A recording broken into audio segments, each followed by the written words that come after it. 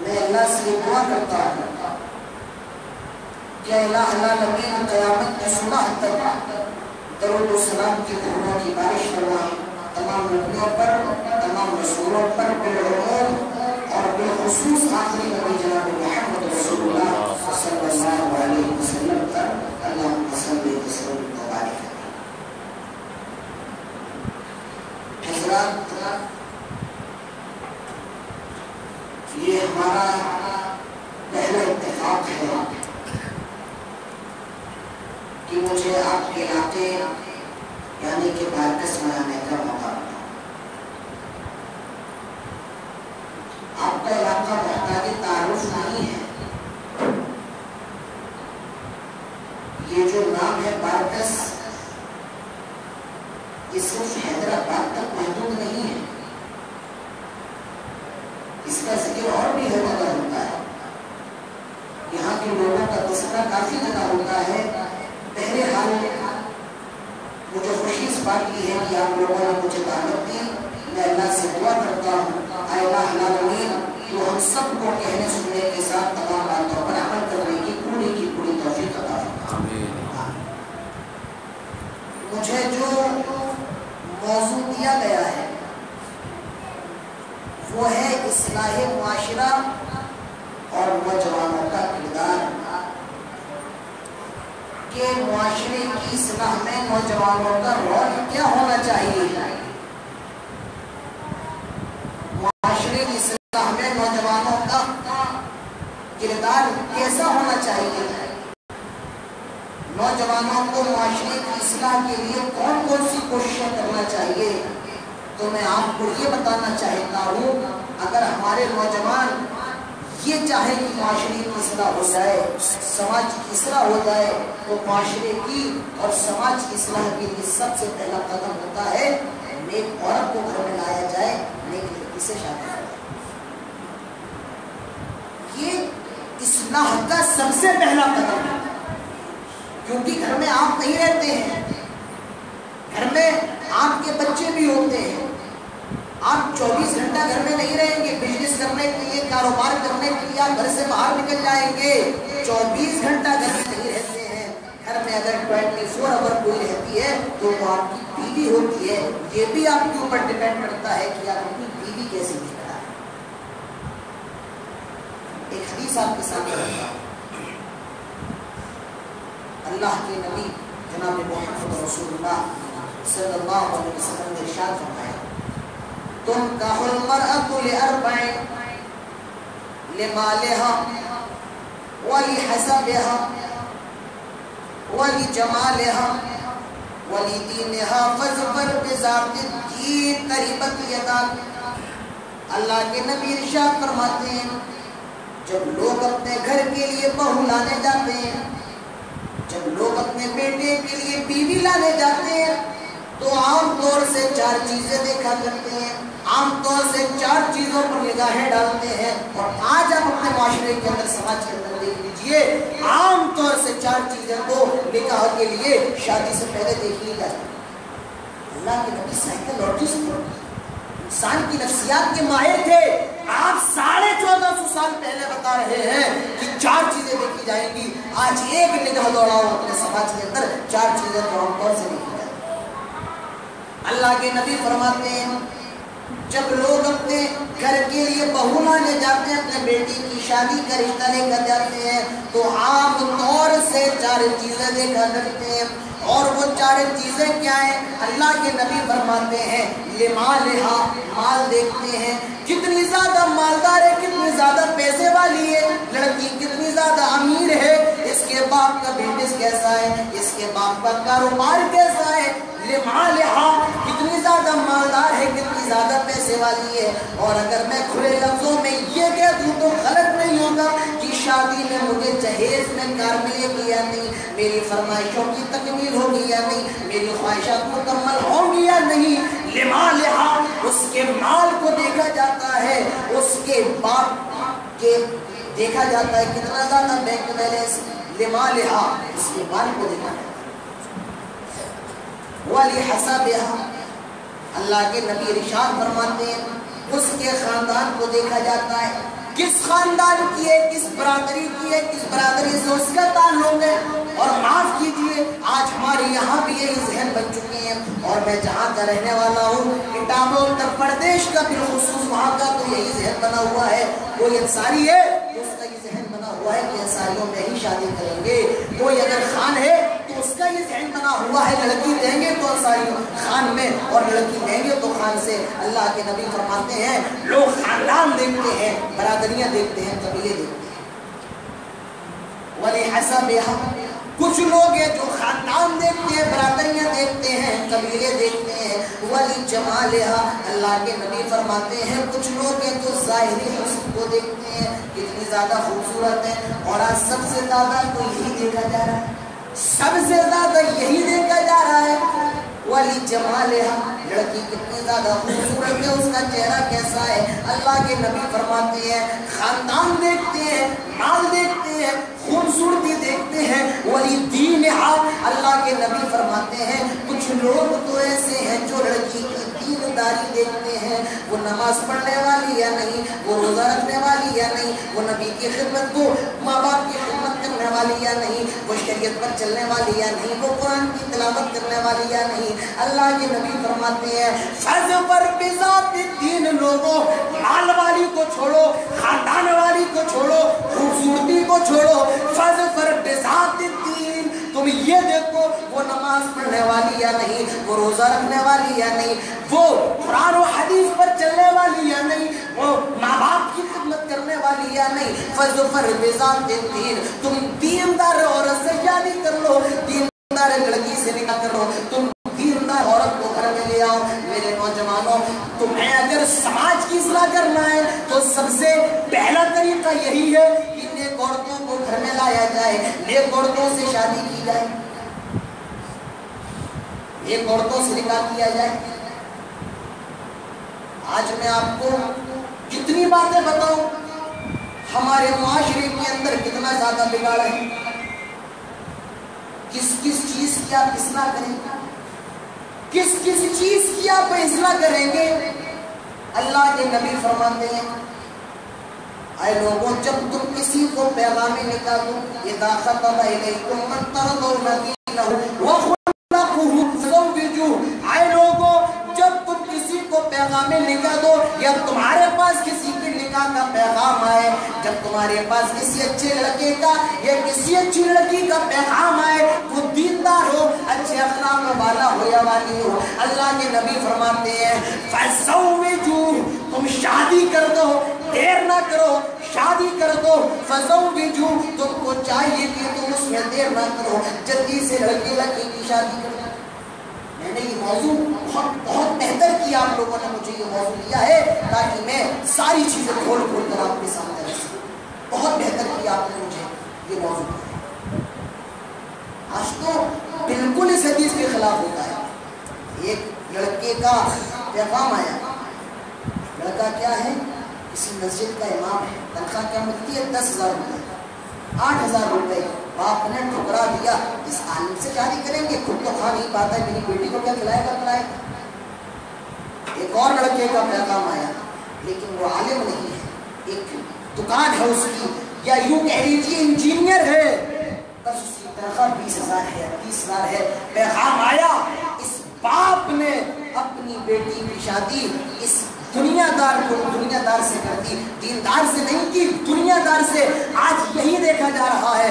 اللہ کے نبی فرماتے ہیں لوگوں جب کسی لڑکی کا پیغام آئے تو جلدی سے شادی کر دو، یا کسی لڑکے کا پیغام آئے دیر نہ کرو، جلدی شادی کر دو. اور اس کا ریئیکشن کیا ہے اگر تم نے جلدی شادیاں نہیں کی. اللہ کے نبی فرماتے ہیں اِلَّمْ تَكُنْ فِتْنَةٌ فِي الْأَرْضِ وَفَسَادٌ عَرِيضٌ یہ خشکی فتنوں سے بھر جائے گی، اس زمین میں فتنے پیدا ہو جائیں گے، اس دھرتی پر فساد پھیل جائے گا، اس دھرتی پر فتنے پھیل جائیں گے. اور آج یہ تمام فساد ہمارے سامنے ہیں، تمام فتنے ہمارے سامنے ہیں. ہر روز اخبار کے اندر یہ سرخیاں زار بھر کر چلتی ہیں، فلاں جگہ کسی لڑکی کی عزت پر حملہ کیا گیا، کہیں کسی کے ساتھ ریپ کیا گیا، کہیں اجتماعی عصمت دری کی گئی.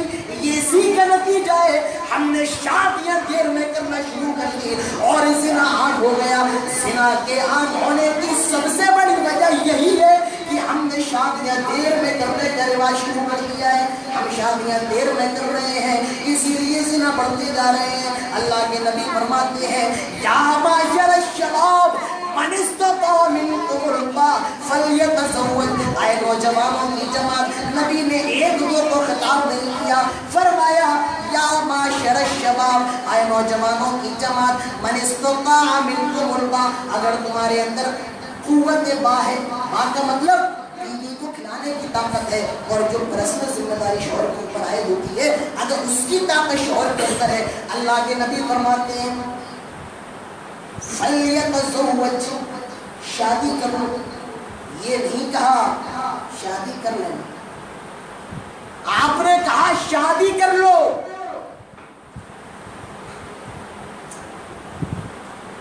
نبی اکرم نے نوجوانوں سے خطاب کر کے فرمایا اگر تمہارے اندر شادی کرنے کی طاقت ہے تو تم کو دیر نہیں کرنا چاہیے، شادی کر لینی چاہیے۔ لیکن میرے پیارے ساتھیوں، آج ہمارے معاشرے کا سب سے بڑا بگاڑ یہی ہے کہ ہم جہیز کے پیچھے آ رہے ہیں، ہم جہیز کے پیچھے چلے جا رہے ہیں۔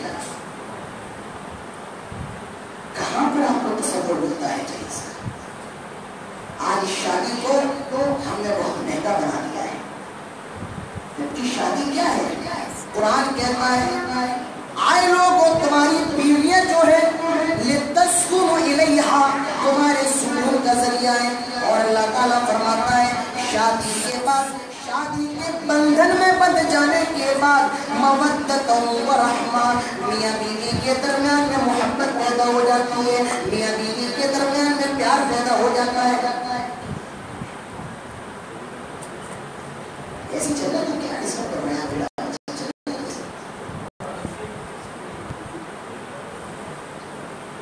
اللہ تعالیٰ فرماتا ہے مَوَدَّةً وَرَحْمَةً، شادی کے بعد دونوں کے درمیان پیار پیدا ہو جاتا ہے، دونوں کے درمیان محبت پیدا ہو جاتی ہے۔ آپ اندازہ لگا لیجیے، چلیے آپ کے حیدرآباد کی مثال دیتا ہوں،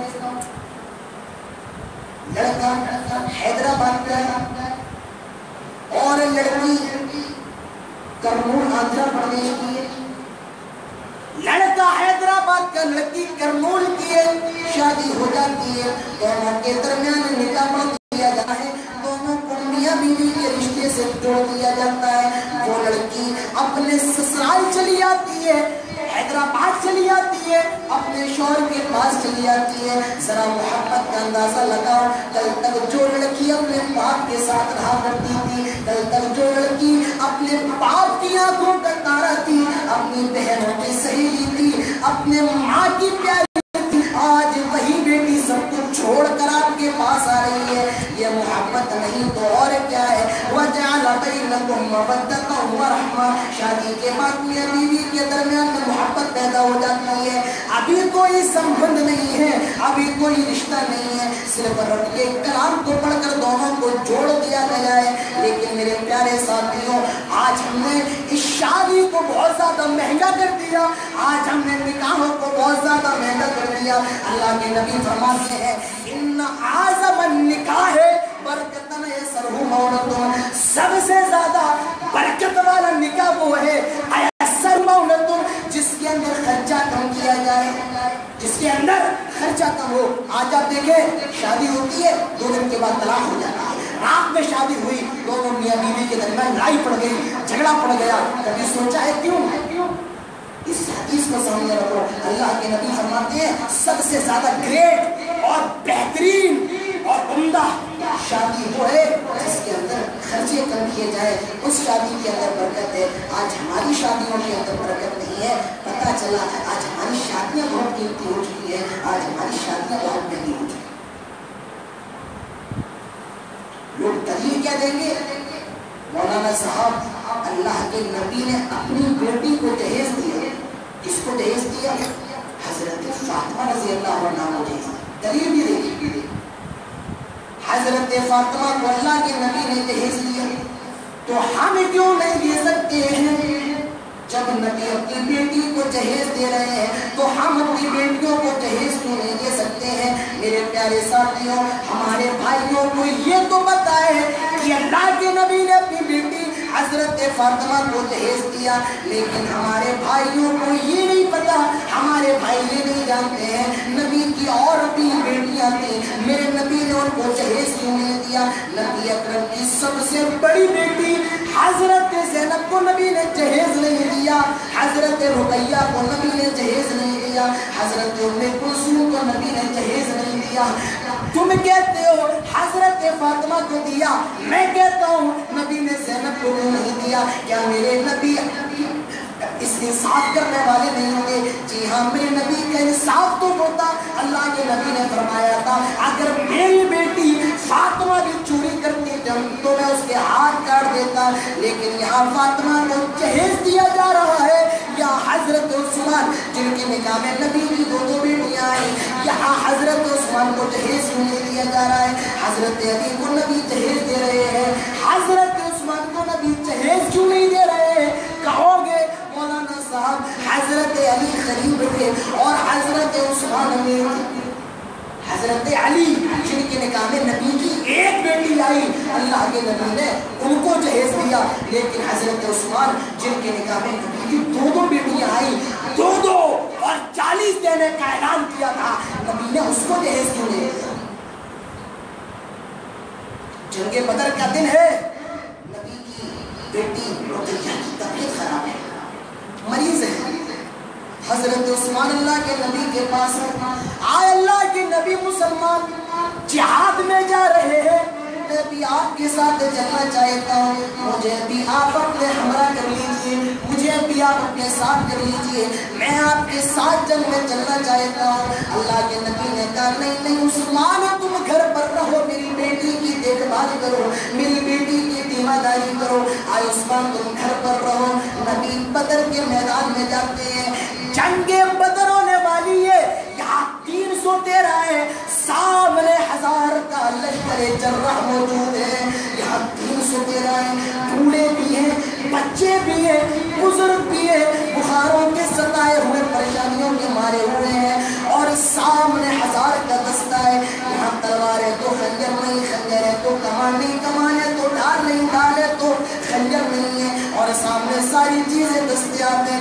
میرے نبی نے 313 پر نگاہ ڈالی، 1000 کے لشکر کو دیکھا، 313 کو دیکھا، 1000 کو دیکھا، میرے نبی سجدے میں گر گئے اور اپنے رب سے یہ دعا کرنے لگے، اللہم ان تہلک ہذہ العصابہ لن تعبد بعدا، آئے اللہ اگر آج یہ 313 مر گئے، اگر آج یہ 313 ہلاک ہو گئے، لن تعبد بعدا، آج کے بعد تیرا ذکر کرنے والا کوئی نہ ہوگا، لن تعبد بعدا، آج کے بعد اللہ اللہ کرنے والا کوئی نہ ہوگا، تیرا نام لینے والا کوئی نہ ہوگا، آئے اللہ اگر آج 313 مر گئے تو اس روئے زمین پر تیرا ذکر کرنے والا کوئی نہ ہوگا۔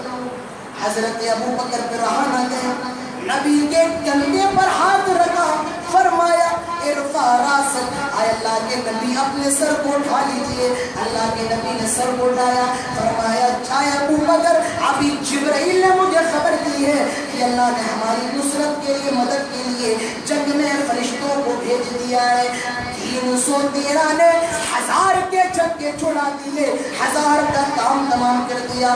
آج بڑی خوشی کا دن ہے، پہلی جنگ اور پہلی فتح، مسلمان بڑے خوش ہیں، مدینے کے اندر داخل ہوتے ہیں، خوشی خوشی سب کے چہرے پر نمایاں ہے، آج ہم فتح یاب ہو کر آ رہے ہیں، آج ہم جیت کر آ رہے ہیں۔ نبی کو اس خوشی کے دن ایک غم کا پیغام ملا، آئے اللہ کے نبی آپ کی بیٹی حضرت عثمان کی بیوی، حضرت عثمان کی بیوی حضرت رقیہ کا انتقال ہو گیا، آپ کی بیٹی دنیا سے چل بسی، آپ کی بیٹی فوت ہو گئی، یہ خوشی ملی، تو وہاں پر غم بھی نبی اکرم کو ملا ہے، کیا میری بیٹی مر گئی؟ ہاں اللہ کے نبی آپ کی بیٹی عثمان کی بیوی کا انتقال ہو گیا۔ نبی اکرم اپنے داماد عثمان کے گھر پر پہنچتے ہیں، دیکھتے ہیں عثمان بہت زیادہ صدمے میں بیٹھے ہوئے ہیں، آنکھوں سے آنسو نکل رہے ہیں، اور حضرت عثمان یہ کہتے جا رہے ہیں لوگوں نبی کی بیٹی مر گئی، لوگوں نبی کی بیٹی کا انتقال ہو گیا۔ حضرت عثمان کی آنکھوں سے آنسو نکل رہے ہیں اور یہ کہہ رہے ہیں لوگوں دیکھو دیکھو نبی کی بیٹی مر گئی. میرے نبی آئے, عثمان کے اس غم کو دیکھا, عثمان کی اس حالت کو دیکھا, فرمایا عثمان تم غم نہ کرو, آئے عثمان پریشان نہ ہو, میں تمہیں اپنی دوسری بیٹی ام کلثوم بھی دیتا ہوں, میں اپنی دوسری بیٹی ام کلثوم کا نکاح بھی تمہارے ساتھ کر دیتا ہوں. دوسری بیٹی کا نکاح ہو گیا, ام کلثوم کا نکاح ہو گیا, اللہ کے نبی کی بیٹی کا نکاح. تیسری بیٹی ام کلثوم کی شادی حضرت عثمان سے ہو گئی. کچھ دن گزر گئے, وہ دوسری بیٹی بھی مر گئی, دوسری بیوی کا بھی انتقال ہو گیا, حضرت ام کلثوم مر گئی. حضرت عثمان رو رہے ہیں اور یہ کہتے جا رہے ہیں لوگوں دیکھ لو نبی کی دوسری بیٹی بھی مر گئی, ام کلثوم کا انتقال ہو گیا. نبی کو خبر ملی, آئے عثمان کے زخمی دل کو دیکھا, عثمان کی حالت کو دیکھا. اللہ کے نبی فرماتے ہیں, آئے میرے عثمان کو گالیاں دینے والوں, آئے میرے عثمان کو تانا دینے والوں, سن لو, اگر محمد کے پاس صلی اللہ علیہ وسلم, اگر محمد کے پاس 40 بیٹیاں ہوتی اور ایک کے بعد ایک مرتی جاتی, میں عثمان کو دیتا جاتا, انکار نہ کرتا. اگر 40 ہوتی کنٹینیو پے در پہ مسلسل دیتا جاتا, میں انکار نہ کرتا حضرت عثمان سے. میرے بھائیوں, جس کے نکاح میں نبی کی 2 بیٹی آئیں, اللہ کے نبی نے اس کو جہیز نہیں دیا, اور جس کے نکاح میں صرف 1 بیٹی آئی, یعنی کہ حضرت علی کے نکاح میں حضرت فاطمہ آئی, تو نبی نے ان کو جہیز دیا. سوال ہے, حضرت عثمان کو کیوں نہیں دیا, حضرت علی کو کیوں دیا؟ جواب دیں گے کہ حضرت عثمان امین تھے, اسی لیے اللہ کے نبی نے حضرت عثمان کو جہیز نہیں دیا, اور حضرت علی غریب تھے, اسی لیے حضرت علی کو اللہ کے نبی نے جہیز دیا.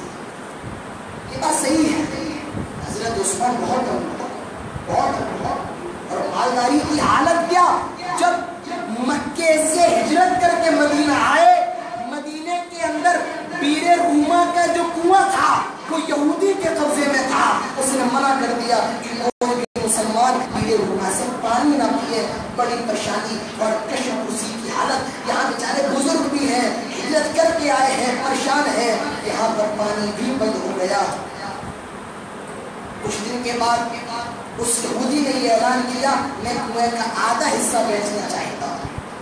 نبی اکرم کو خبر ملی, اللہ کے نبی نے فرمایا, کون ہے جو کنویں کا آدھا حصہ خریدے گا؟ مجھے خبر ملی ہے کنویں کے مالک نے آدھے حصے کو بیچنا چاہتا ہے. کون ہے جو کنویں کا آدھا حصہ خریدے گا؟ محمد رسول اللہ سے وعدہ کرتے ہیں کل قیامت کے دن اپنے ہاتھ سے حوض کوثر پلائیں گے. کون ہے جو کنویں کا آدھا حصہ خریدے گا؟ نبی کے جانثار بیٹھے ہوئے ہیں, حضرت عثمان ذوالنورین اٹھے, فرمایا اے اللہ کے نبی, کسی سے تعاون لینے کی ضرورت نہیں ہے, کسی سے چندہ لینے کی ضرورت نہیں ہے, میں کنویں کا آدھا حصہ خریدنے کے لیے تیار ہوں. کنویں کا آدھا حصہ خرید لیا. کچھ دن گزر گئے, وہ یہودی اللہ کے نبی کے پاس آیا اور کہنے لگا, اے اللہ کے نبی, جو بچا ہوا حصہ ہے اسے بھی آپ خرید لیجیے. نبی نے پھر اعلان کیا, حضرت عثمان نے پورا کنواں خرید لیا.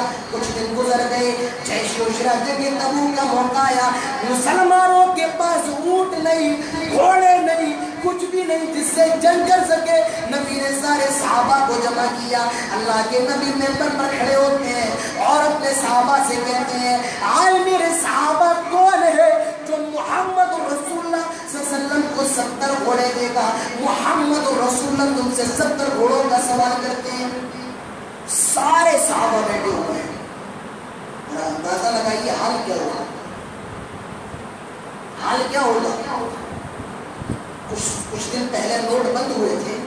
جب نوٹ بند ہو رہے تھے, اگر میں آپ کے پاس آتا, آپ سب کو مسجد میں جمع کرتا اور کہتا کوئی مجھے 10,000 روپے ادھار دے گا, بہت دینے کے لیے تیار ہو. وہاں سارے صحابہ خاموش. ایک وقت کی روٹی تو مشکل سے کھانے کو مل رہی ہے, اور اللہ کے نبی میں نے 70 گھوڑے, کسی کے پاس ایک گھوڑا نہیں, 70 گھوڑے کہاں سے لے گا؟ سارے صحابہ خاموش بیٹھے ہوئے. نبی نے اعلان کیا, کون ہے جو مجھے 70 گھوڑے دے گا؟ میں اسے جنت کی بشارت دیتا ہوں, میں اسے جنت کی خوشخبری دیتا ہوں. نبی پر جا قربان کرنے والے سامنے موجود ہیں. ایک نوجوان اس بھیڑ میں سے اٹھتا ہے اور کہتا ہے اللہ کے نبی آپ کو کسی سے فریاد کرنے کی ضرورت نہیں، میں آپ کو 70 گھوڑے دینے کے لیے تیار ہوں، آپ کو کسی سے مانگنے کی ضرورت نہیں ہے، میں آپ کو 70 گھوڑے دوں گا۔ نبی کی نگاہ پڑی، یہ کوئی اور نہیں میرا داماد عثمان رضی اللہ عنہ ہے۔ اللہ کے نبی نے عثمان کو دیکھا، فرمایا آئے عثمان بیٹھ جاؤ، تم پہلے ہی بہت کچھ کر چکے ہو، پورا کنواں خرید چکے ہو، مسجد نبوی کے لیے جگہ دے چکے ہو، اب نہیں، آئے عثمان بیٹھ جاؤ۔ حضرت عثمان بیٹھ گئے۔ نبی نے پھر آواز لگائی کون ہے جو مجھے 70 گھوڑے دے گا؟ پھر حضرت عثمان اٹھ کر کھڑے ہوئے۔ اللہ کے نبی نے فرمایا نہیں عثمان بیٹھ جاؤ۔ پھر کہا کون؟ پھر حضرت عثمان اٹھے، 7 مرتبہ نبی نے آواز لگائی، 7 مرتبہ عثمان اٹھ کر کھڑے ہو گئے۔ نبی نے عثمان کی اس محبت کو دیکھا، عثمان کے اس جذبے کو دیکھا، فرمایا ما ذر عثمان، ما ذر عثمان، ما ذر عثمان، ما عمل بعد اليوم طبت یا عثمان اشهد لك بالجنہ۔ آئے عثمان بس کر، آئے عثمان بس کر، تو پہلے ہی دھوکے دے چکا ہے، آئے عثمان بس کر۔ وہ لوگوں سن لو، ما ذر عثمان، اگر ایک رائی کے دانے کے برابر بھی عثمان نیکی کا کام نہ کرے تب بھی اللہ انہیں جنت میں داخل کرے گا، ان کا ٹھکانہ جنت ہوگا۔ غور کیجیے حضرت عثمان کے زیادہ میں تھے یہ حالت حالداری کی۔ اب آپ یہ کہیں گے اللہ کے نبی نے عثمان، حضرت عثمان کو اس لیے جہیز نہیں دیا تاکہ وہ امیر تھے، حضرت علی کو دیا اس لیے کہ وہ غریب تھے۔ یہ دو باتیں اگر سامنے رکھی جائیں تو میں اس سے مسئلہ نکال سکتا ہوں۔ وقتی طور پر صرف سمجھانے کے لیے اللہ کے نبی نے حضرت عثمان کو جہیز نہیں دیا، کیوں؟ وہ امیر تھے، اور حضرت علی کو جہیز دیا، کیوں؟ وہ غریب تھے۔ اس سے یہ بات، یہ مسئلہ نکل سکتا ہے کہ اگر داماد غریب ہو، اگر داماد غریب ہو تو سب کچھ مسئلہ نکال رہا ہوں بس سمجھانے کے لیے۔ اگر داماد غریب ہو تو دے دو، لیکن آج ڈیمانڈیں کیا ہوتی ہیں؟ میں تو انجینئر ہوں، بدرجہ اولا مجھے کار چاہیے، یہ کہاں تک صحیح ہے؟ کسی شاعر نے بڑا خوب کہا ہے، عجب ماجرا ہے حضرات دیکھیے، عجب ماجرا ہے حضرات دیکھیے، داماد مہنگتا ہے خیرات دیکھیے۔ میرے پیارے ساتھیوں، جہیز لینا بھی حرام ہے، جہیز دینا بھی حرام ہے، اور یہ جو دلیل پیش کی جاتی ہے کہ اللہ کے نبی نے حضرت علی کو جہیز دیا، کچھ تکیہ وغیرہ اور چکی، اس کے پس منظر میں جائیے، اس حدیث کا بیک گراؤنڈ دیکھیے، تب آپ کو سمجھ میں آئے گا۔ حضرت علی کی حضرت فاطمہ سے شادی ہونے والی ہے، اللہ کے نبی نے کہا علی میری بیٹی سے شادی کرنے والے ہو، کہاں رکھو گے؟ کیا سامان ہے تمہارے پاس؟ کہا اللہ کے نبی میرے پاس تو کچھ بھی نہیں ہے، کچھ بھی نہیں ہے۔ اللہ کے نبی نے کہا فلاں جنگل میں مجھے زرہ ملی تھی، تمہارے پاس ایک زرہ کی لوہے کی وہ تو ہوگی؟ کہا اللہ کے نبی وہ تو میرے پاس موجود ہے، کہا اسے لے کر آؤ۔ نبی کی خدمت میں حاضر کیا گیا، اللہ کے نبی نے حضرت علی کو حکم دیا اس زرہ کو بیچو۔ حضرت علی نے مارکیٹ میں فروخت کر دیا، بیچ دیا، اور رقم اللہ کے نبی کے پاس لے کر آ گئی۔ وہ رقم آدھی حضرت علی کی جیب میں ڈال دی اور آدھی مارکیٹ لے گئے، اور جو گھر کی ضروریات ہوتی ہیں، گھر کی جو ضروریات ہوتی ہیں وہ سامان کو خرید لیا۔ میرے پیارے ساتھیوں، یہ نبی نے اپنی پاکٹ سے حضرت علی کو کچھ نہیں دیا، بلکہ جو دیا وہ حضرت علی کے خرچ پڑ دیا۔ اس حدیث سے یہ مسئلہ تو ثابت ہو سکتا ہے، بیٹی کا باپ اپنے داماد کو لے جائے، میری بیٹی کو یہ پسند ہے، ایک فریج لے لو، ایک اے سی لے لو، ایک واشنگ مشین لے لو، اور پیسہ کون دے؟ پیسہ تو ہی دے، تو یہ تو جائز ہے۔ اللہ کے نبی نے ایسا ہی کیا ہے، حضرت علی کی پاکٹ سے پیسے گئے ہیں۔ تو میرے پیارے ساتھیوں، ہمارے نوجوانوں کو چاہیے کہ اس بیماری پر زور دیں اور اس کو معاشرے سے دور کرنے کی کوشش کریں۔ تو میں کہاں پر تھا؟ اصلاح کے لیے سب سے پہلی چیز ہے نیک عورت کو لائے جائے۔ ایک سوال اور میں اچھالتا ہوں، یہ موضوع ہے اصلاح معاشرہ اور نوجوانوں کا کردار، کیا صرف نوجوان ہی اصلاح کریں گے؟ کیا صرف مرد ہی اصلاح کر سکتے ہیں؟ نہیں، عورتوں کو بھی اصلاح کرنا ہے۔ اصلاح کرنے کا کام صرف مردوں کا نہیں ہے، اصلاح کرنے کا کام عورتوں کا بھی ہے۔ عورتیں بھی نبی اکرم کے دور میں اصلاح کیا کرتی تھی۔ اور ایک مسئلہ اور یاد رکھیے، تقریر سننے کا کام صرف مردوں کا نہیں ہے، عورتوں کا بھی ہے۔ آج ہماری ہفتے واری اور ماہانہ اجتماع منعقد ہوتے ہیں، فلاں آئیں گے، فلاں آئیں گے۔ میں کہنا چاہتا ہوں ایک اجتماع بالخصوص عورتوں کے لیے بھی ہونا چاہیے۔ کچھ عورتیں اللہ کے نبی کے پاس آئیں اور کہا اللہ کے نبی آپ مردوں میں تقریر کرتے ہیں، آپ مردوں میں خطاب کرتے ہیں، ہم عورتوں کو بھی آپ کی تقریر سننا ہے، ہم عورتوں کو بھی آپ کا خطاب سننا ہے۔ نبی اکرم نے ایک دن مہینے میں یا ہفتے میں عورتوں کے لیے مقرر کر دیا کہ میں تمہارے سامنے اسی دن تقریر کروں گا۔ نبی اکرم عورتوں کے سامنے تقریر کرتے ہیں، کہتے ہیں یا معاشر النساء تصدقنا، آئے عورتوں کی جماعت زیادہ سے زیادہ صدقہ کرو، خیرات کرو۔ کہا اللہ کے نبی ہم کی زیادہ سے زیادہ صدقہ کریں؟ اللہ کے نبی فرماتے ہیں کیونکہ میں نے جہنم کے اندر سب سے زیادہ عورتوں کو دیکھا ہے۔ میرے پیارے ساتھیوں، آج ضرورت ہے ہمیں اصلاح کرنے کی، اور عورتوں کو بھی چاہیے کہ وہ اصلاح کریں۔ تو اللہ کے نبی فرماتے ہیں ایک عورت کو گھر میں لے آؤ، دیندار عورت سے شادی کرو۔ اور میرے پیارے ساتھیوں، دیندار عورت کتنی بڑی نعمت ہے۔ اللہ کے نبی فرماتے ہیں الدنیا کلھا متاع وخیر متاع الدنیا المرأة الصالحہ، لوگوں پوری کی پوری دنیا فائدہ اٹھانے کے لیے ہے، وخیر متاع الدنیا المرأة الصالحہ، اور سب سے بہتر چیز، سب سے اچھی چیز دنیا کے اندر نیک عورت ہے، نیک بیوی ہے۔ میرے پیارے ساتھیوں، نیک عورت ہوتی کیا ہے؟ آئیے ایک منظر آپ کو دکھاتا ہوں، ایک نیک عورت کا ذکر آپ کے سامنے کر دیتا ہوں۔ حضرت ام سلیم کا نام آپ نے سنا ہوگا۔ ام سلیم کا نام سنا ہے یا نہیں سنا ہے؟ نہیں سنا ہے تو سن لیجیے۔ جب آپ حدیث کی کتاب پڑھیں گے تو ایک صحابی کا نام بار بار آئے گا، حضرت انس بن مالک رضی اللہ عنہ۔ یہ ان کی والدہ ہے حضرت ام سلیم رضی اللہ عنہا۔ ان کی شادی مالک بن نضر نام کے ایک آدمی سے ہوتی ہے۔ وہ بھی کافر تھا، اس وقت تک یہ بھی ایمان نہیں لائی، لیکن خواہش کی پر نہیں ایمان لایا۔ مالک بن نضر کسی سفر پر چلا گیا تو اس کی غیر موجودگی میں حضرت ام سلیم نے اسلام قبول کر لیا۔ حضرت مسلم مالک بن نضر سفر سے واپس آیا، اسے پتہ چل گیا ام سلیم نے اسلام قبول کر لیا ہے، میری بیوی مسلمان ہو گئی ہے۔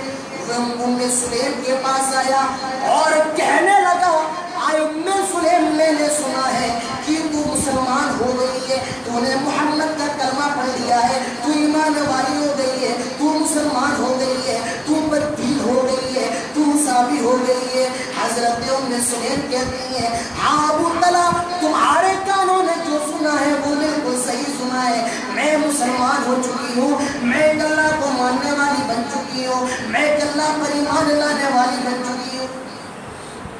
ایک بیٹا تھا، نام تھا اس کا انس، یحییٰ انس بن مالک۔ ان کی عمر ابھی چھوٹی سی ہے، 3-4 سال کی عمر ہے۔ حضرت ام سلیم نے اپنے بیٹے کو کلمہ سکھا دیا، آئے بیٹے کلمہ پڑھو، اشہد ان لا الہ الا اللہ واشہد ان محمد عبدہ ورسولہ۔ وہ چھوٹا سا بچہ کلمہ سیکھ گیا، اسے کلمہ آ گیا، وہ اپنے باپ کے پاس آتا ہے، مالک بن نضر کے پاس آتا ہے اور کہتا ہے آئے ابا جان مجھے کلمہ یاد ہو گیا ہے، میں کلمہ سیکھ گیا ہوں، میں توحید کے اقرار کرنے والا، توحید کی گواہی دینا سیکھ گیا ہوں۔ اور اپنے باپ کے سامنے یہ کلمہ پڑھتا ہے اشہد ان لا الہ الا اللہ واشہد ان محمد عبدہ ورسولہ۔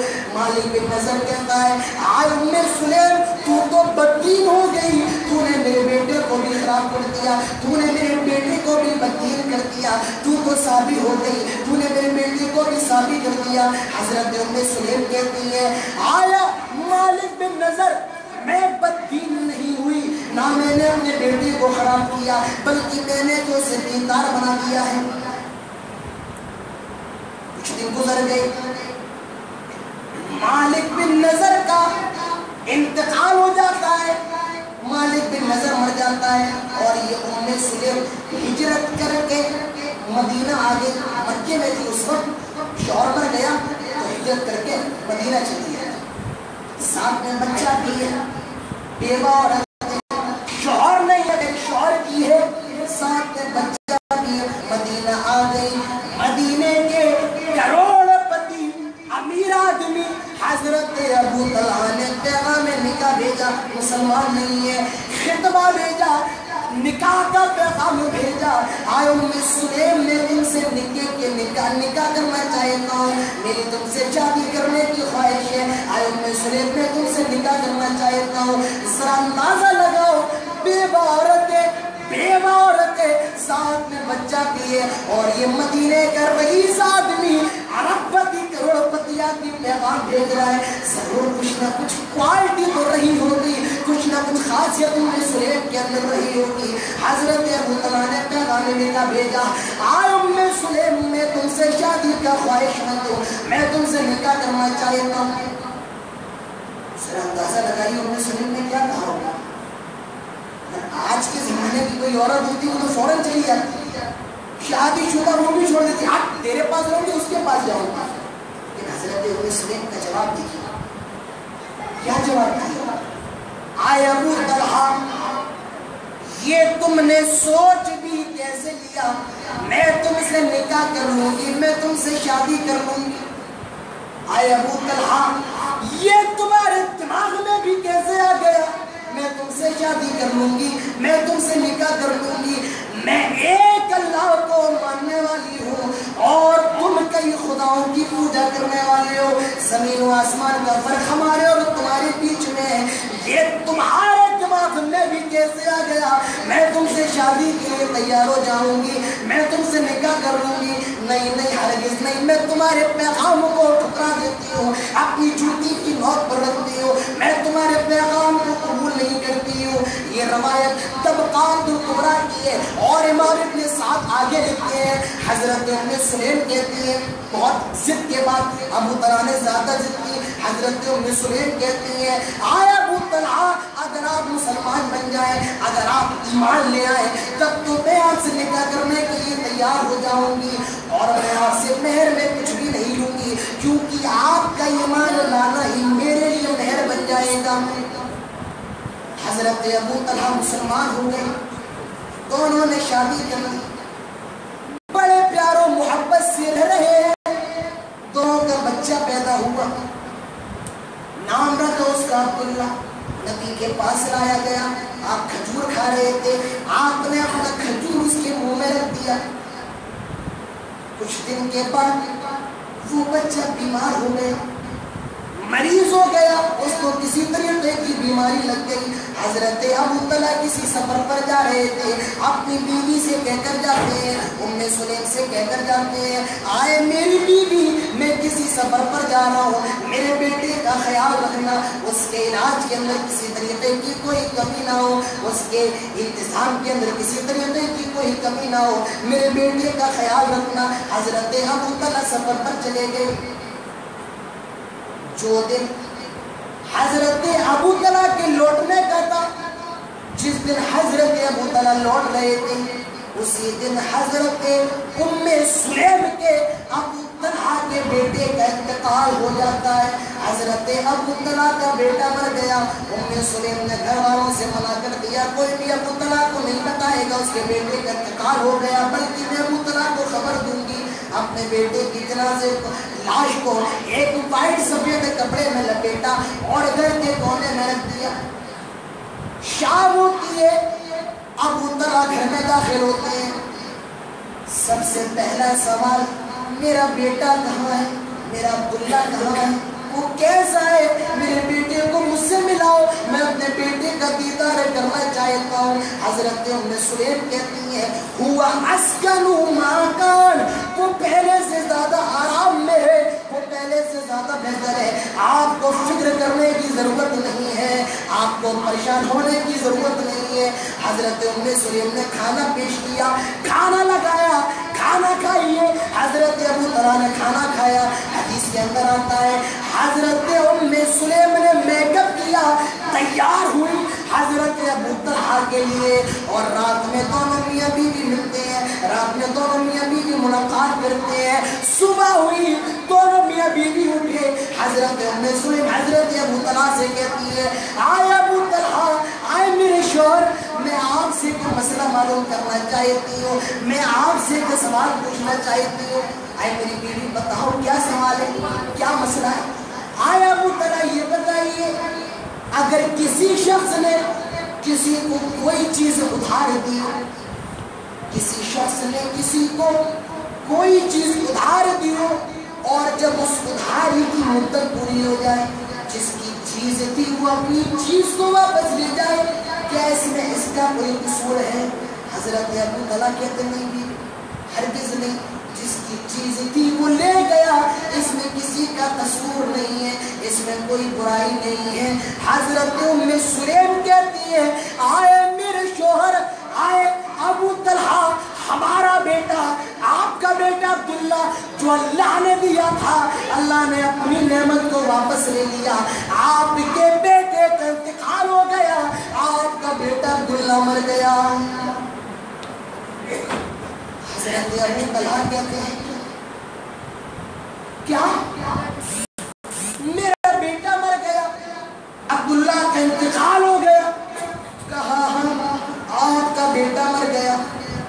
حضرت ابو طلحہ کہتے ہیں آئے ام سلیم، تو کتنی زیادہ بدتمیز عورت ہے، تو کتنی خراب عورت ہے، میرے بیٹے کا انتقال ہو گیا اور تو نے مجھے خبر بھی نہیں دی، تو نے مجھے بتایا بھی نہیں کہ میرے بیٹے کا انتقال ہو گیا، تو کتنی زیادہ خراب عورت ہے، میں ابھی اللہ کے نبی سے تیری شکایت کروں گا۔ اللہ کے نبی کے پاس گئے اور فرمایا اے اللہ کے نبی، میری بیوی بہت زیادہ خراب ہے، اے اللہ کے رسول، میرے بیٹے کا انتقال ہوا لیکن میری بیوی نے مجھے خبر نہیں دی، میری بیوی بہت خراب عورت ہے۔ اللہ کے نبی کہتے ہیں آئے ابو طلحہ، اپنی بیوی کے بارے میں ایک لفظ بھی کہنے کی ضرورت نہیں ہے، تمہاری بیوی نے جو کیا بالکل صحیح کیا ہے، اس نے صبر کیا، ترین مثال قائم کی ہے۔ میرے پیارے ساتھیوں، میں آپ کو بتانا چاہتا ہوں آج لوگ کہتے ہیں اسلام نے عورت کو قید کر دیا، اسلام نے عورت کے وجود کو تار تار کر دیا۔ ارے اسلام ہی وہ مذہب ہے جس نے دنیا کے اندر عورتوں کو عزت دی۔ نبی کے آنے سے پہلے، دنیا کے اندر تشریف لانے سے پہلے عورتوں کی حالت یہ تھی، لڑکیوں کی حالت یہ تھی، چاہے بعد میں لے آئی نظر تو حالت کیا تھی اللہ کے نبی کی آنے سے پہلے؟ لڑکی پیدا بعد میں ہوتی تھی، قبر پہلے تیار کر دی جاتی تھی۔ چلی آئیے ابو داؤد کی روایت آپ کے سامنے رکھ دیتا ہوں۔ ایک صحابی اللہ کے نبی کے پاس بیٹھے کہنے لگے آئے اللہ کے نبی، آئے اللہ کے رسول، میں نے ایک جرم اسلام لانے سے پہلے زمانے جاہلیت میں کیا ہے، اور میں کہتا ہوں کہیں میری اس پر کل قیامت کے دن پکڑ نہ ہو جائے، مجھے بہت زیادہ ڈر لگتا ہے۔ اللہ کے نبی نے کہا کیا ماجرا تھا، کیا خطا کر دی، کون سی غلطی کر دی؟ کہا اللہ کے نبی، میرے گھر میں ایک لڑکی کا جنم ہوا، میں کسی سفر پر گیا ہوا تھا، میں سفر سے آیا، میری بیوی نے کہا آئے میرے شوہر، آپ کو لڑکا ہوا ہے، آپ بیٹے کے باپ بنے ہیں، آپ کے یہاں لڑکا پیدا ہوا ہے۔ آئے اللہ کے نبی، میری بیوی نے مجھ سے جھوٹ بولا، مجھے 3-4 دن کے بعد پتہ چل گیا میرے گھر میں لڑکا نہیں بلکہ میرے گھر میں لڑکی پیدا ہوئی ہے۔ آئے اللہ کے نبی، میں نے اپنی لڑکی کو اٹھایا، اپنی 3-4 دن کی بچی کو اٹھایا، اور دستور کے لحاظ سے جو رواج چل رہا تھا دفن کرنے کا، میں دفن کرنے کے لیے لے جانے لگا کہ میری بیوی نے میرا ہاتھ پکڑ دیا اور وہ کہنے لگی آئے میرے شوہر ذرا دیکھیے آپ کس کو دفن کر رہے ہیں، یہ ہماری بچی ہے، یہ تمہارا خون ہے، یہ میری بیٹی ہے، تم اس کو دفن نہ کرو، دیکھو یہ لڑکی کتنی زیادہ خوبصورت ہے، دیکھو یہ لڑکی کتنی زیادہ پیاری ہے، تم اسے دفن نہ کرو۔ صحابی کہتے ہیں اے اللہ کے رسول، کو لڑکی بھی بہت زیادہ خوبصورت تھی، میں نے اس کو دفن نہیں کیا۔ وہ لڑکی بڑی ہوتی چلی گئی، 1 سال 2 سال 3-4 سال کی ہو گئی، اور یہ پورے مکے کے اندر یہ بات پھیل گئی کہ میں اپنے گھر میں لڑکی کو کو پال رہا ہوں.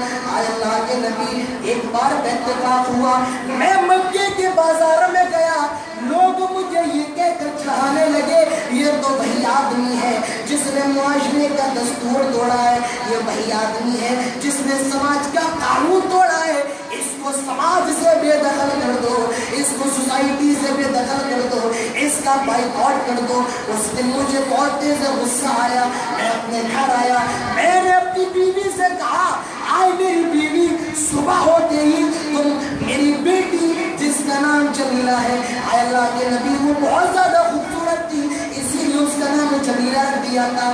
صبح ہوتی ہی میں نے اپنی بیوی سے کہا صبح جیسے ہو میری بیٹی کو تیار کر دینا, میں اسے زندہ دفن کراؤں گا, میں اسے زندہ دفن کراؤں گا. آئے اللہ کے نبی جیسے ہی میری بیوی نے یہ سنا, کیا کیا شراب پی کر آئے ہو, نشہ کر کے آئے ہو, یہ کیا بے ڈھنگی باتیں کر رہے ہو. آئے میری بیوی نہ تو میں نے شراب پی ہے نہ میں نے نشہ کیا ہے, میں جو کہہ رہا ہوں بالکل ہوش میں کہہ رہا ہوں, تم صبح تیار کر دینا, میں اسے دفن کراؤں گا, اور اگر تم نے کچھ بھی بتایا میں تمہاری گردن کاٹ دوں گا. اللہ کے نبی رات ہوتی ہے, آدھی رات ہے, ماں اپنے کلیجے کے ٹکڑے کو پیار کر رہی ہے, اپنی بیٹی کو پیار کر رہی ہے, بیٹی کی آنکھیں کھل جاتی ہیں, اپنی ماں کی اس محبت کو دیکھتی ہے, کہتی ہے آئے امی جان آج سے پہلے تو کبھی اتنا زیادہ پیار نہیں کیا, آج کیا بات ہے مجھے اتنا زیادہ پیار کیوں کر رہی ہو, آئے امی جان کیا ماجرا ہے. آئے اللہ کے نبی ماں نے اپنی بیٹی کو کلیجے سے لگا لیا اور رات بھر پیار کرتی رہی. میری بیٹی نے بیٹی کو نہلا دیا, میں نے ہاتھ پکڑا, گھر کے چوکھٹ پر ایک قدم تھا, گھر کے باہر ایک قدم تھا, یہ میری بیوی نے میری بیٹی کا ہاتھ پکڑ کر پیچھے کھینچ لیا اور رونے لگی, ساروں کے تار چمٹ چمٹ کر رونے لگی. آئے اللہ کے نبی میلے کے بہانے اپنی بیٹی کو بیابان میدان میں لے گیا, بیابان جنگل میں لے گیا, اور میں اپنی بیٹی کے سامنے قبر کھودنے لگا. اپنی بیٹی کے سامنے میں نے اس کے لیے گڈھا کھودنا تیار کر دیا. میرے کپڑے پر مٹی آ جاتی ہے, میری بیٹی دوڑی دوڑی جاتی ہے اور اپنے ہاتھوں سے اس مٹی کو صاف کرتی ہے اور کہتی ہے آئے ابا جان آپ کے کپڑے گندے ہو رہے ہیں. آئے اللہ کے نبی سے کیا معلوم تھا یہ قبر اسی کے لیے کھودی جا رہی ہے.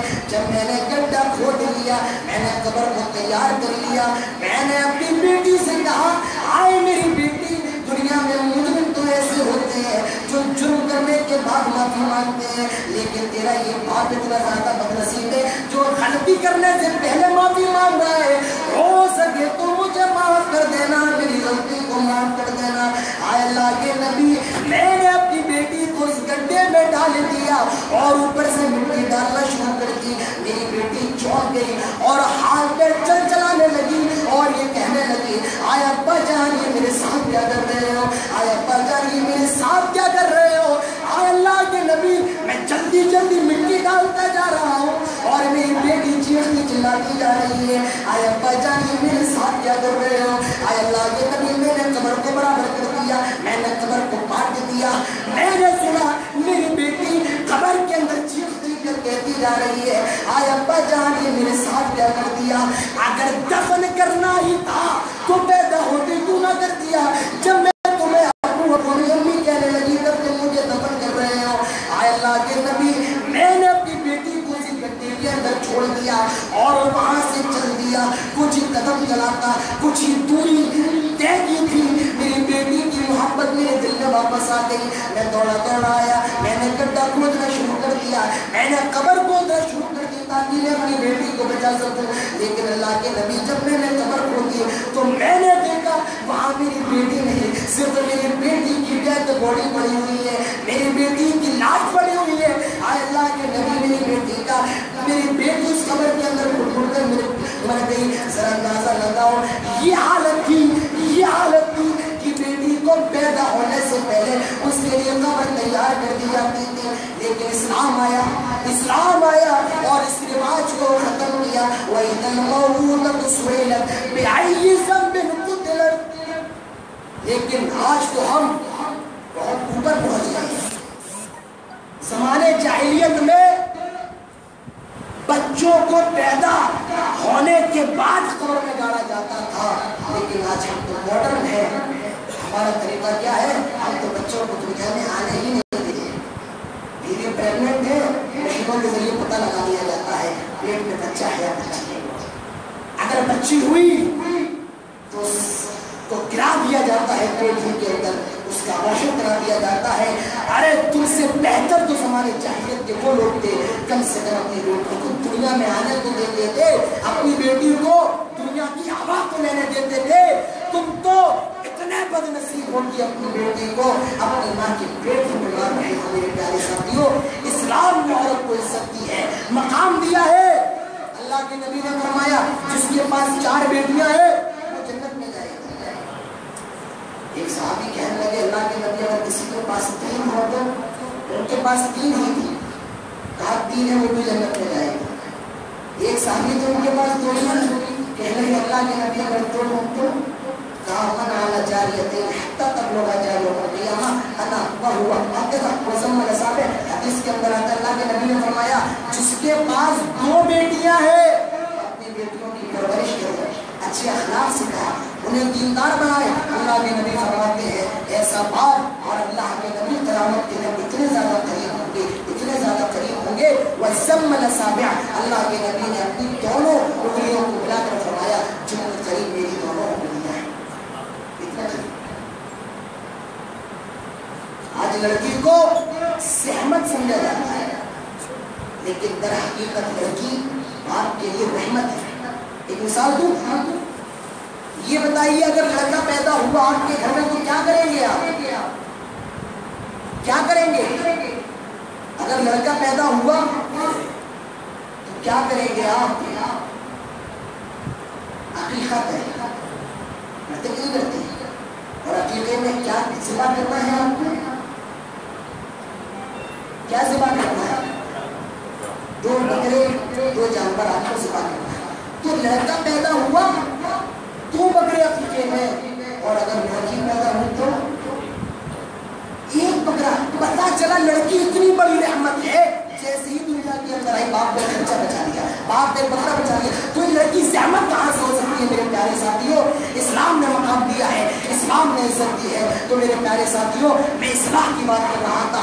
اصلاح، ایک عورت سے شادی کرو۔ اللہ کے نبی فرماتے ہیں لوگوں دنیا میں 3 چیزیں جمع کر لو، دنیا میں 3 چیزیں اکٹھی کر لو، لیتخذ احدکم قلبا شاکرا ولسانا ذاکرا وزوجۃ مؤمنۃ تعینها۔ 2 چیزیں جمع کر لو۔ پہلی چیز قلبا شاکرا، اپنے دل کو اللہ کا شکر کرنے والا بنا دو، اس دل سے اللہ کا شکر کیا کرو۔ ایک آدمی شام کے ٹائم گھر پر آتا ہے، بیوی سے کہا کھانا لگاؤ، بیوی نے کھانا لگایا، کھانے میں کیا؟ بغیر بخاری ہوئی دال اور دوپہر کی روٹی۔ وہ آدمی کہتا ہے اللہ تیرا بھی کیا کرشمہ ہے، دن بھر محنت کرو، مزدوری کرو، گرمی میں رکشہ چلاؤ، اور شام کو کیا مل رہا ہے؟ یہی سوکھی ہوئی روٹی اور دال۔ لوگ تو ایسے ہیں بڑی بڑی کمپنیوں کے مالک ہیں، تو نے ان کو اتنا زیادہ نوازا ہے، اتنا زیادہ تم لوگوں کو دیا ہے، مجھ پر کچھ کرتا ہے۔ اس کی بیوی نے کہا آئے میرے شوہر اللہ کا شکر ادا کرو، کم سے کم یہ روٹی تم کو مل رہی ہے، ان سے ذرا پوچھو جب کو یہ بھی نصیب نہیں ہوتا۔ میرے پیارے ساتھیوں، میں جانتا ہوں آپ کبھی دلی آئیے اور دلی کی جو شاہی مسجد اس کے بغل میں دیکھیے، آج تو سردیاں چل رہی ہیں، ہمارے یہاں دلی میں یہ عالم ہے، اس وقت آپ گھر سے باہر نہیں نکل سکتے ہیں دلی کے اندر، اٹاوا کے اندر، لیکن جب آپ صبح فجر بات کریے لوگ پڑے ہوئے ہیں روڈ پہ، کوئی پلاسٹک اڑا ہوا ہے تو کوئی بورے اڑا ہوا ہے، بدل میں کتے سوئے ہوئے ہیں۔ کم سے کم اللہ کا شکر ادا کرتے رہیے، اللہ نے ہم کو جیسا بھی رکھا ہے ہر حال میں اللہ کا شکر ادا کرتے رہیے۔ اللہ کے نبی فرماتے ہیں لوگوں اللہ کا شکر ادا کرنے والا دل، وَلِسَانًا ذَاكِرًا، اور اپنی زبان سے اللہ کا زیادہ سے زیادہ ذکر کیا کرو۔ اللہ کے نبی فرماتے ہیں وَزَوْجَةً مُؤْمِنَةً تُعِينُهُ عَلَى الْمُنَافِقَةِ، اور تیسری چیز ایسی عورت اپنے گھر کے اندر لے کر آ جاؤ جو تمہیں اچھے کام کا حکم دے، برے کام کا نہیں، اچھے کام کا، تم کو نماز پڑھنے کا حکم دے، تم کو روزہ رکھنے کا حکم دے، تم کو گاڑیوں سے باز رہنے کا حکم دے، تم کو فلمیں دیکھنے سے روکے، تم کو گانے سننے سے روکے۔ اللہ کے نبی فرماتے ہیں لوگوں دیندار عورت لے کر آئیے۔ तुम्हें समाज को सुधारना है तो जरूरत है तुम्हें नेक औरतें लाने की, नेक शादी करने की। अब मेरे नौजवान बड़े खुश हो गए, ये मौलाना साहब का खिताब अच्छा रहा हमारे ऊपर, बड़े रास्ते हमारे कर दिए, जल्दी शादियाँ कर ली है। मैं नहीं कहता हूँ, मेरे अल्फाज नहीं, अल्लाह के नबी की हदीस है। लोगों जब तुम शादी की उम्र में पहुँच जाओ और शादी करने की ताकत तुम्हारे अंदर है तो देर न करो, शादी कर लो। मेरे प्यारे साथियों, आज बहुत सी बुराइयां हमारे समाज के अंदर है, किस किस को आपके सामने रखूं, किस किस चीज को मैं आपके सामने बयान करूं। सबसे बड़ी बुराई हमारे अंदर शिर्क है। आज हमारे माशरे के अंदर शिर्क व बिदअत जो हर जगह पनप रही है। हमको चाहिए अपने माशरे के अंदर जो बिगाड़ है, उन बिगाड़ों को रोकने की कोशिश करें, उन बिगाड़ को दूर करने की कोशिश करें। इन्हीं बातों पर मैं इत्तेफाक करता हूँ और अपने दिल के जज्बात कुछ इस अंदाज में आपके सामने रखना चाहता हूँ। मुझे खबर मिली है, मुझे लोगों ने बताया, ये मेरा तीसरा इत्तेफाक है कि मुझे आपके शहर हैदराबाद में आने का मौका मिला। और उससे भी बड़ी खुशी की बात है मुझे कि आपके मार्कस में मुझे आने का मौका मिला। मैं जानता हूँ आपके मार्कस की हिस्ट्री, मुझे पता है निज़ाम हुकूमत में आपको लाया गया हज़राबाद के इलाके से। और आबाद कहाँ किया गया? जो आपका मार्कस है, मार्कस नहीं बैरिक से है, इसका असल नाम बैरिक से है। जब यहाँ पर अंग्रेजों का फातेह अली टीपू सुल्तान को अंग्रेजों ने मारा तो निजाम के दिल में डर बैठ गया कि ये मेरी हुकूमत खत्म ना कर दे। तो उसने सोचा अपनी फौज को मजबूत किया जाए। तो यमन और सऊदी के बीच में जगह पड़ती है हज़राबाद, जो आबाई वतन है, वहीं से लाया गया। वो गरीब तो हुआ करते थे मुसलमान, लेकिन बड़े पावरफुल और बहुत कुव्वत वाले हुआ करते थे। और उन्हें यहाँ बैरिक्स में आबाद किया गया।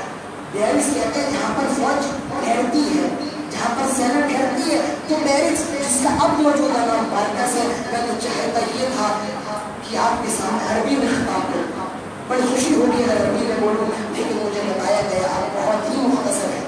ऊँट के कोई नसीरा जो अरबी जानने वाले हैं, अरबी बोलने वाले मेरे प्यारे साथियों, यहीं पर मैं इत्तेफाक करता हूँ। और मुझे ये भी पता चला है, आज से 10 साल पीछे जाइए तो आपके हैदराबाद के अंदर 10, 20, 30, 35 मसाजिद हदीसों की हुआ करती थी, लेकिन आज अल्हम्दुलिल्लाह 150 और 160 की उम्र तादाद है। ये क्या है? हमारे नौजवान हदीसों की मेहनत का सौदा है। ये सूबाई जमीयत अहले हदीस हैदराबाद और सिकंदराबाद की मेहनत का सौदा है। और मैं ये हालात देखकर मुबारकबाद देना चाहता हूँ सूबाई जमीयत अहले हदीस हैदराबाद को कि आपकी कोशिशें हमारे सामने हैं, आपकी काविशें पूरे हिंदुस्तान के सामने आपने जो मेहनत की है, जो कोशिश की है। मेरे प्यारे साथियों, मैं अल्लाह से दुआ करता हूँ ऐ अल्लाह आमीन कि हम सबको आज के किताब के अंदर जो बातें हुई हैं उस पर चलने की तौफीक अता फरमा, उन पर अमल करने की तौफीक अता फरमा। ऐ अल्लाह आमीन हम सबको अपने मुआशरे की इस्लाह करने की तौफीक अता फरमा और उससे भी पहले अपने ज़ात की इस्लाह करने की तौफीक अता फरमा। ऐ अल्लाह आमीन हमसे दुआ करते हैं जब तक हम जिंदा रहे इस्लाम पर, जब हमारा हाथ हो तो ईमान पर। व मा अलैना इल्लल बलाग।